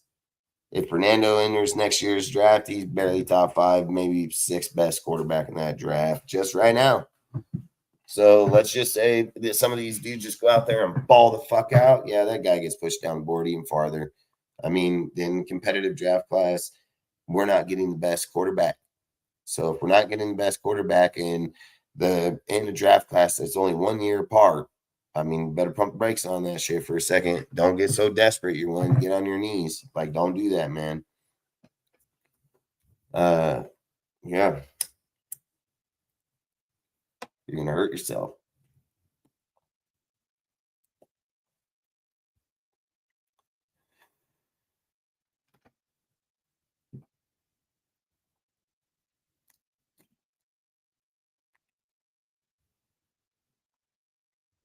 Well, I would just say, and here he say, what'd you say? He says, wouldn't it be a bigger risk trading a bunch of picks next year to move up for a quarterback than just taking the chance with the Mendoza? So if you're still in the chat, just explain to me, how could it be a risk? If you're trading the picks up to get the player, how's the risk? If you value the player more than you value Fernando right now, because he's only played 1 damn good year in college, which is in Indiana, and you're sitting here taking game tape from people like CJ and Sam and them that played multiple years in college. And statistics state most players that go in college for multiple years that have anywhere between 2 and 3 years of tape are usually dudes that usually shine out to be pretty good in the NFL. It's the dudes like Trey Lance and then go out, have one good shining year just like this, and they're the ones that fell in the NFL. So I would say you picking with the first overall pick has just as much a chance to fall in there, just as this comment says, going, multiple picks and so on. The difference is I have multiple picks and I have a better chance to hit on somebody versus nobody. That's just fact. So like I said, everything in football is a risk. If you're too scared to trade the picks and risk building something great, I mean, that's probably why maybe you shouldn't be there. Somebody that feels that way shouldn't be there. It's all about risk. It's all about feeling. It's feeling the draft. It's feeling where people are going to be. Can we do this next year and be where we need to be? It's all about moves, man. It's all about moves. Why do you think the saying says this ain't checkers, this is chess? You're always strategically planning where to make your next strike. That's just how it is, man. And if you don't have your strikes put out and you're just taking one shot and it turns out to be a dud, there is absolutely nothing that says Fernando will be a superstar in the NFL. There's nothing that says that. I don't give a fuck if he wins the Natty. I don't give a fuck if he wins the Heisman. There have been all kinds of fucking quarterbacks that's won the Natty and won the Heisman and ain't won shit in the NFL. I can absolutely give a fuck about a guy that goes against Miami and is going to dog walk their ass because their team's trash. Like, no, I'm not doing that. Absolutely not doing that, dude. Like, you can't do that. I already know that their team is just way more superior than that team. Like, if Carson Beck even keeps that game competitively in any way, shape, or form, I mean, fuck, I'd question if Fernando's sick. You know, like, I would be like, fuck, Fernando's sick over here today, or what's the deal? Like, I would expect him to dog walk fucking Miami like he dog walked fucking Oregon. Maybe not as bad, but I would expect it to be somewhere in that deal. I just don't feel Miami I don't think they can do it. I absolutely don't think they can do it. Champus would have beat him. Champus would beat him, and he has no defense in their team. He would beat him. So, and he carries his team. He goes downfield every time them motherfuckers score. Every time. Well, all right, Champus, right back down, go score again. You know, fucking can't ask the defense stop, can't ask them do shit, but he'll go do it. You know, like, football isn't about fucking dick sucking other men. It's not what the sport's about, dude. And we ain't fucking faggots. We didn't go in the fucking locker room and say, oh, let me suck you off so I can be your idol you can be my idol for the next 8 years or 10 years you're here with the Raiders. Like, you can't do that. You absolutely can't do that. You got to go in there and you got to say, what is the most logic and smartest choice for the team right here, right now that makes us better? That's what you have to do. And if you're not doing that, you're not doing what Mike Mayock and them said. You're just not doing your due diligence, man. You're absolutely not. And that's what gets people murdered as GMs and stuff. And, I mean, if Spytek makes that move, trades it, kids on his picks, he's going to look like a super genius. He's going to look like the smartest GM in all of goddamn football. Just straight facts. So you have to take the risk, man. They have nothing. They're going to get fired if they don't. That's what's going to happen. They're going to get fired 2-3 years down the road. Suck, gone. See you later. Take the risk, man. You have nothing to lose. Put it all out there. You can't hit on 8. You are never going to hit anyways. So it doesn't matter. So if you can't hit on 8 picks or 6 first-round picks in a 2-year span, you were never meant to be the fucking GM. You were never meant to be in that spot to begin with. Let's go give John Snyder those picks and then watch what he does with it. You're going to murder it. You know what I mean? He's going to murder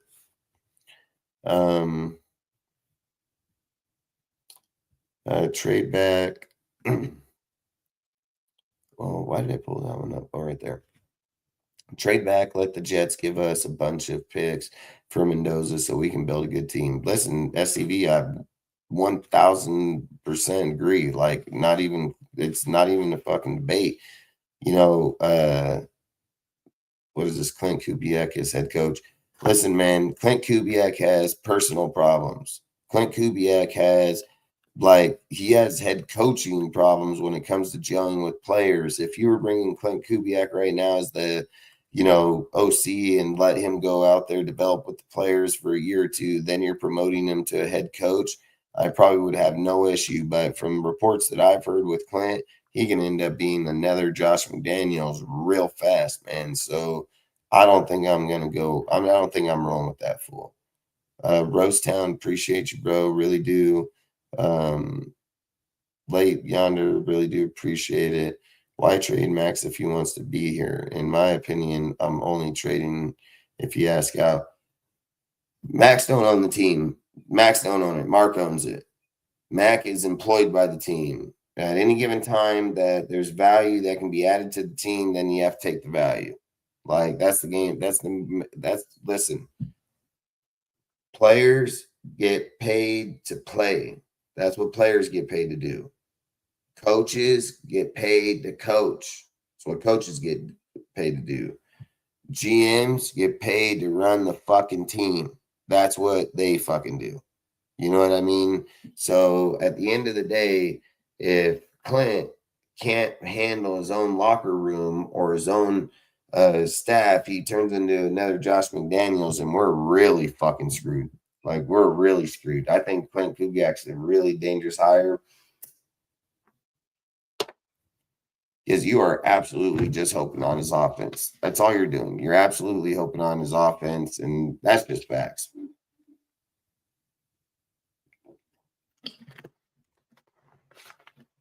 And I'm trading Max if it brings value to my team. I'm trading Max if it helps us win faster. And that's what I'm going to do.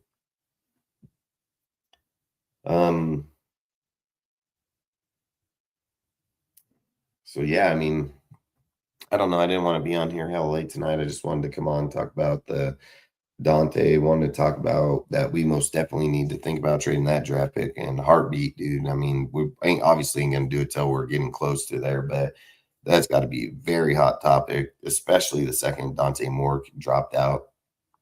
You 100%, you 100% need to push that pick. 100%. I don't care anybody's opinion. You're not going to ever be in this position again with this big of a player and this much draft capital put on your plate. You got to take draft cap, man. It's not a fucking no-brainer conversation.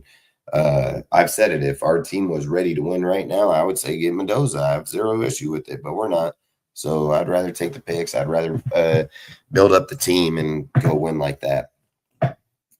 Outside of that, I'm just going to keep telling you guys that I've been telling you for years. I know my shit more than most of these guys even think about knowing. My left pinky got more knowledge than most of these fucking dudes out here. I mean, I researched the shit out of players, development, coaches. I mean, I don't know if there's anybody. I mean, there's probably people as dedicated as I am. But you got to remember, man, I don't live in Vegas and I don't get to talk to the players every day. And I don't have memberships to be in their building right here, right now. And I still have better sources out here farming potatoes and garlic than them dudes do sitting in a motherfucking and hay and grain better than they do sitting in that exact fucking town, walking into that building every day. I've said it. Some people do their jobs for the money and other people do their shit for free because they love the team. That's me. I do it for free. I don't charge a motherfucker. I don't go out. I analyze my team for free because I want to fucking win. That's just facts. I don't monetize my shit. I don't take people's money. I get people ask me all the time, hey man, how do we do? I don't want your shit.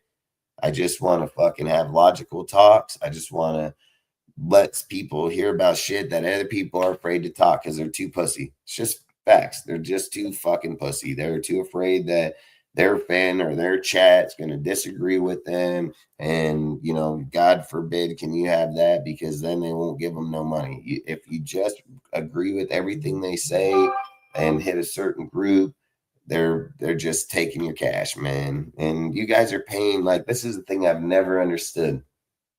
I've absolutely never understood why any Raiders fan would pay a fucking channel for content that you can just go to Twitter, follow the motherfucker that sent that post to begin with, and then give him credit for the motherfucker. But you don't want to do that. What you want to do is go follow these dipshits that don't even know football. They just fucking have these big old pages about dumb as hell.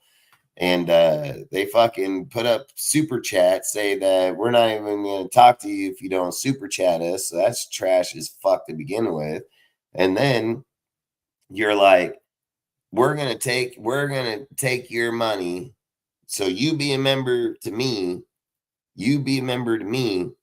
And I'm going to fucking take your money.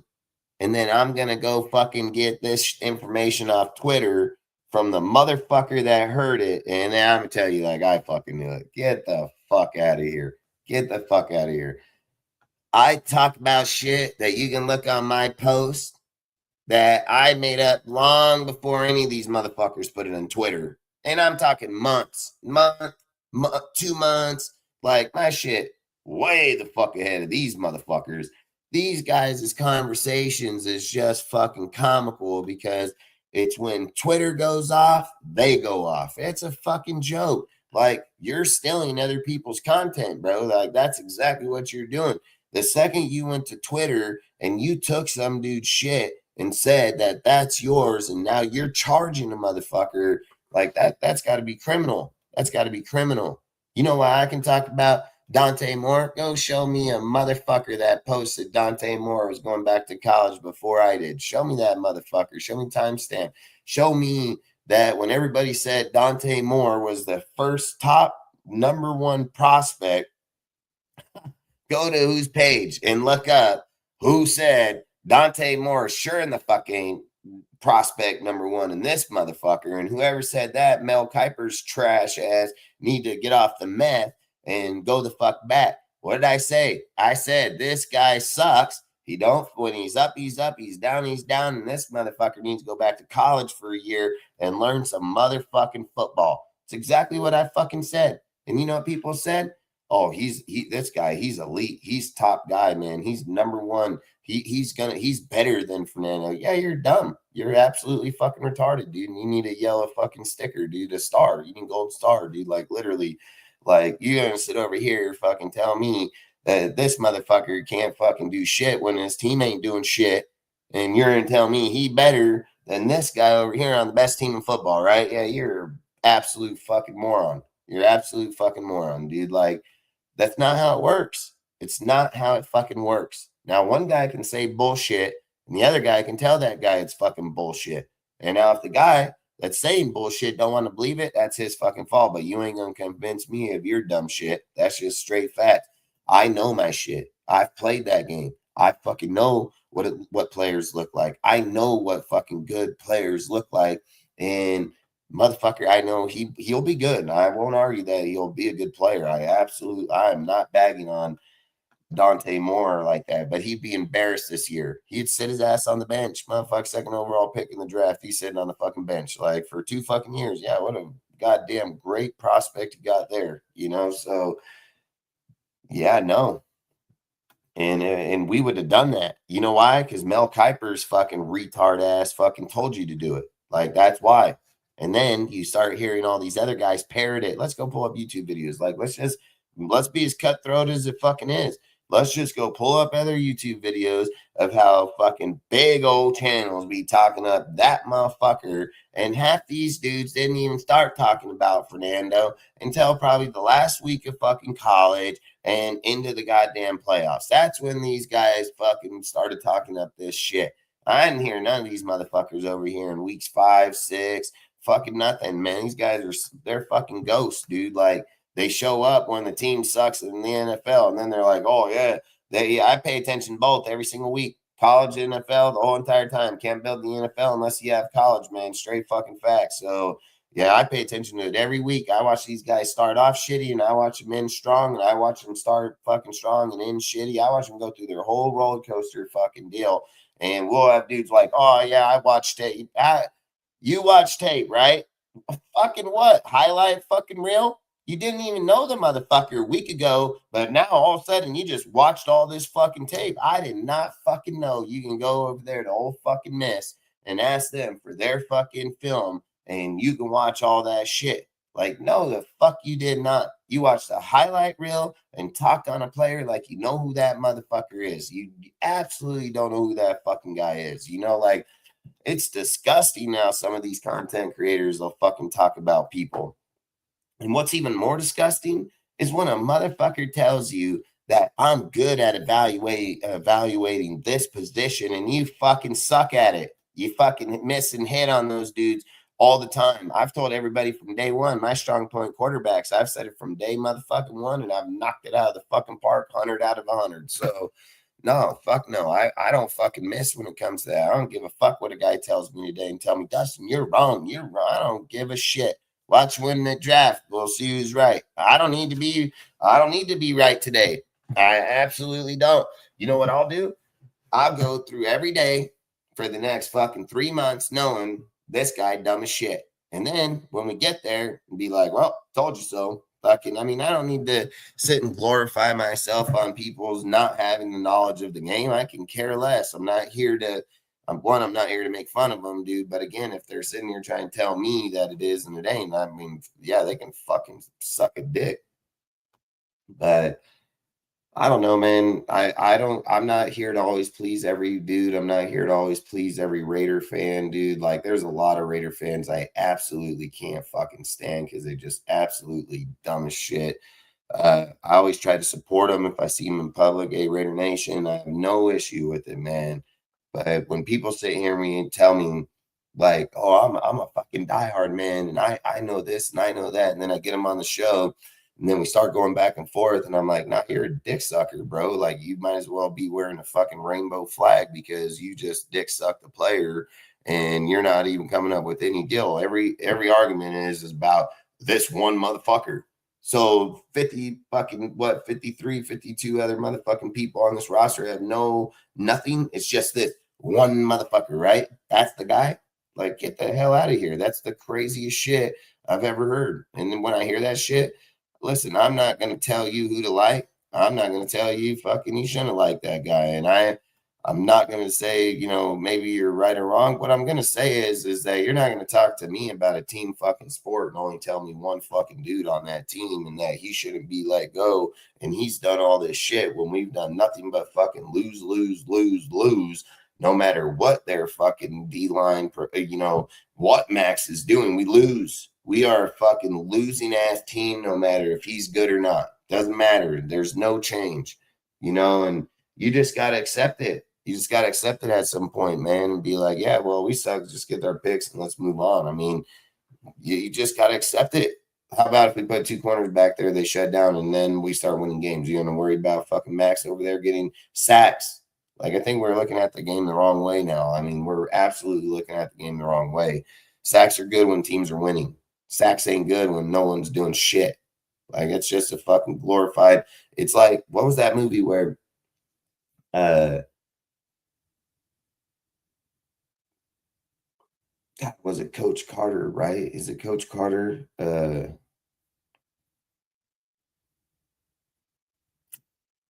think it's Coach Carter, dude. Like, where the dude's out there, he's like the best player on the fucking field or the court, and he's fucking always doing something and always taking the ball hogging that motherfucker, putting up a lot of points, everything.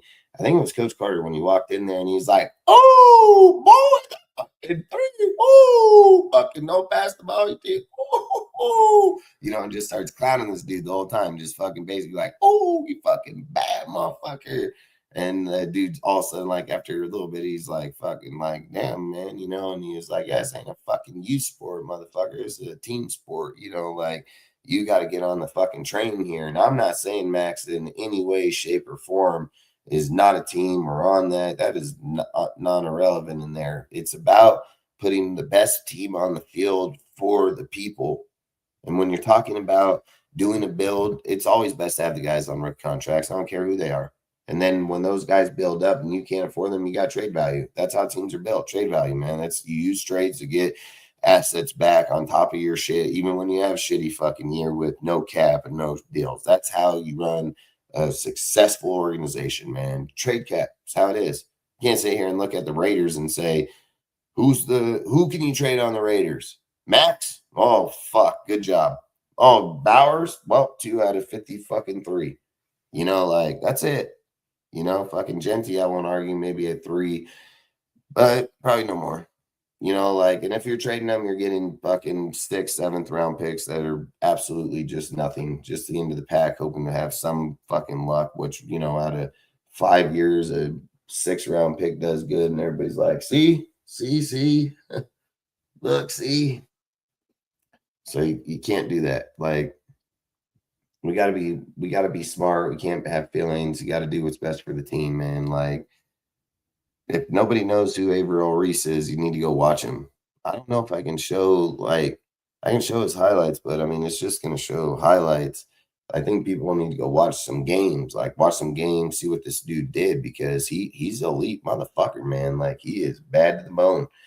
And I've just said, the guy is strong. He's going to come to the NFL and kick the shit out of people. I mean, the guy is just too damn good. And he can play linebacker, seek you out, pick you off, come off the edge, fucking burn you. He can go on linebacker, come off the edge, burn you. I mean, the guy can most definitely play at a very high elite level.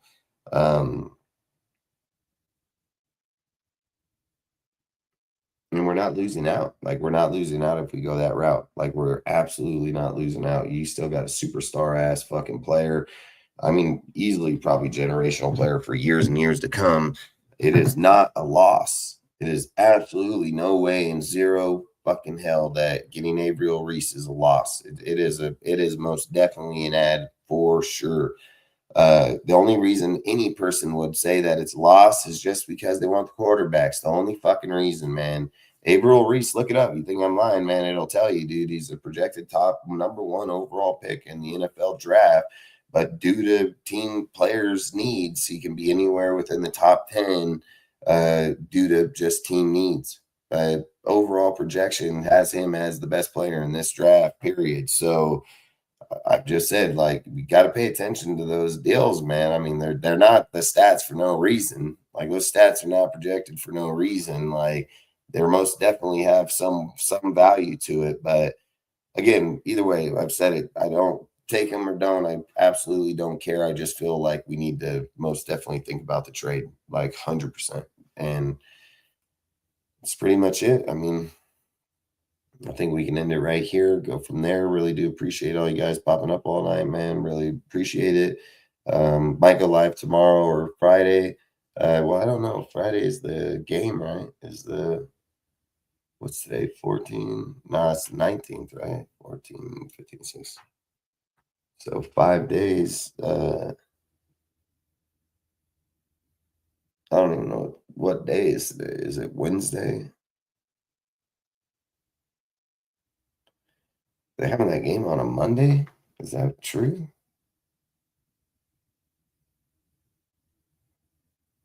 Yeah, today is.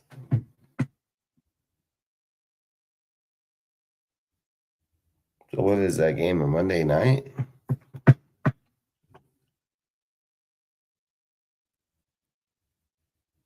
I'll look it up. I thought it said the 19th. I could have swore it said the 19th, but I could have been wrong.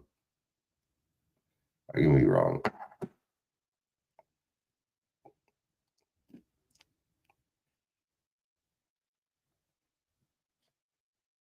There's just so many damn good coaches in this fucking deal, man. Like, fuck, you're in Raiders, man. Can't fuck this one up, dude. There's just so many good possibilities. Like, I can move so many of these guys around on this coaching cycle that can be put at DC, OC, head coach. I mean, I can build a phenomenal roster off of these guys. So I'm just hoping, man, I'm hoping the Raiders can too. Like, if I'm just being dead ass, I hope they can too.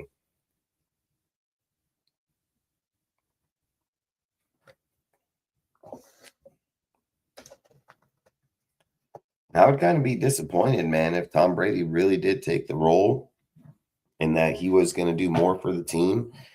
And then we came out here with a shit deal for 2 years in a row. I mean, I would be absolutely fucking disappointed, man. Like, I'd be like, damn, we got Tom and Mark now. Like, holy shit. But I think we'll just save that for another time. We can talk about all that shit another time. But really do appreciate all you guys popping up. Really do appreciate everybody tuning in. I know all you guys want Fernando, man. So don't think I don't want him either. I'm just saying, like, I'm not a feelings guy. I absolutely am not a feelings guy. When I weigh down the weight on the table, I hear everybody say, you can't replace Max. You're never going to find another guy. Well, that guy's here right now. So you can most definitely find that guy. Max is pushing 29, 30 years old. You got to just think everybody's timer has an expiration date, everybody. So I would most definitely keep that shit in mind. And I've just said, like, you can kill it in this draft, man. And if you're not for it, I don't think people are really for having a real true rebuild, because true rebuilds mean breaking the team down to the core base, which more times than not, core base would be rookie players on rookie contracts, that are here for multiple years, free agent players that are just, $2 million players, $3 million. They're just ads, dude. That's all they are. So every now and again, get lucky, get some value out of it and get a good player out of it. But the majority of them they're just ads. They're usually second, third stringers. I mean, you got to break this team down, man. Break it down, and then let's see what we really have. and then take the money over the next few years in draft picks and then start filling those holes. If you have a smart coach, that coach should be able to figure out those spots real fast. They should be able to figure it out real fast. And $116 million, I mean, god dang, who can't you buy in free agency? You know, that should be the real question. Who can't you buy in free agency? There ain't a guy you can't. There ain't a guy you can't buy. Now, if the guy just don't want to be a Raider, you can't buy him. But if he's going to play the game of football and go where he's supposed to go because he's hired, then there's not a guy you can't hire.